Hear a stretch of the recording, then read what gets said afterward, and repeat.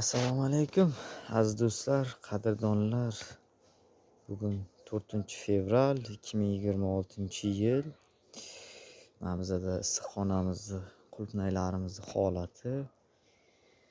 Hozir qulupnaylarni bargini tozalamoqdaman. Eski barglarni ishlab bo'lgan barglarni tozalab, yangi barglarga o'rin ochmoqdaman.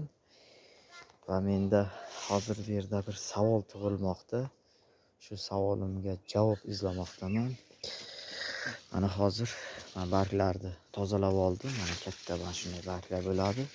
Eski barglar. Shu eski barglarni tozalab olgandan keyin qulupnayimiz mana shu barg, mana yangi bargimiz, eski barglar olib tashlandi. Mana yana bitta qolib ketibdi. Mana eski bargimiz. Shu bargimiz mana bu yerda, mana qaranglar.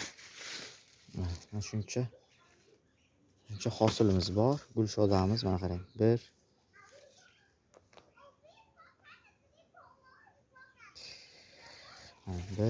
2 3 4 5 6 va 7 va 8 ta gulshodamiz borda. 8 gulshodamiz birdaniga chiqib, mana shu birdaniga hosil ketma-ketlikda pishmoqda. Shu barglarimiz shu hosillarni boqishga, yiriklatishga quvvati yetadimi, kuchi yetadimi? Mani o'ylashim bo'yicha menimcha quvvati yetmasa kerak deb o'ylayapman, lekin sizlarda ham fikrlaringizni aytib o'tsalaring. Mana shunday. Shu barglarimiz juda sal maydaroq barglarimiz, uje katta barglarimiz mana olindi. Mana bu oldingi birinchi barglarimiz yirik bu ishlamayapti hozir. Shu ishlamaydigan barglar olib tashlangandan keyin shu kichkina barglarimiz shuncha hosilni boqa oladimi? Mana bizda 3-fevraldagi holatimiz. Mana shunday hosillarimiz ketmoqda, pishib. Shu barglar tozalangandan keyin mana qaranglar, barglar tozalangandan keyin hosillar hammasi barglar tagida, katta o'rtalarida va bir tomonga tushirgandan keyin hosillari pishishdi ham juda tezlashdi, tezroq pishib. Mana hosillarimiz mana shunday.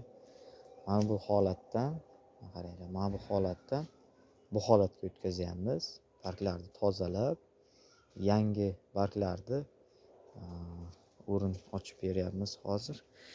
Mana shunday eski barglar, mana bundan yaxshiroqlarni olib tashlayapmiz. Mana o'zi holatimiz, qulupnaylarimizni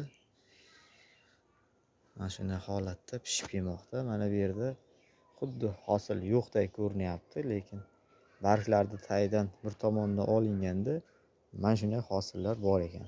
Mana bu tomonda mana qaranglar, ko'rinmayapti, lekin barglar yulingandan keyin mana shunday holatda qulupnaylarimiz chiqib kelmoqda. Mana bu agar kecha olingan, mana shuncha hosil pishibdi. Mana shuncha hosil.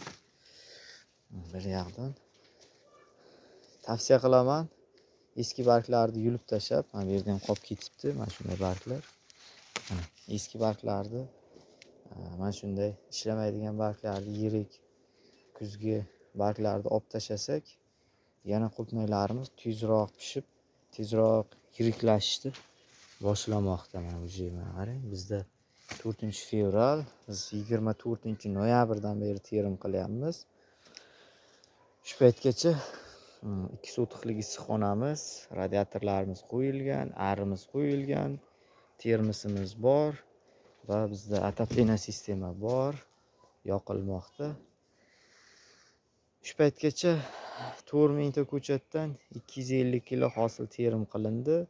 250 kilo hosildan keyingi holatlari mana shunday holatda qulupnaylarimiz yana yiriklashib, yana pishib kelmoqda. Orada bir adborimiz tugab qolibdi, adbor chiqishni boshladi yana. Mana shunday holatda ketmoqda.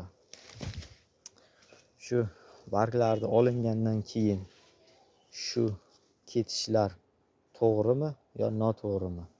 men o'zimcha to'g'ri deb o'ylab shu barglarni olib, hosillarni tarab, shodalarni tarab, mana shunday holatda keltiryapman. Eski holati mana shunday mana. Mana hosillar ko'rinmaydi, lekin hammasi barglarda tagida ekan.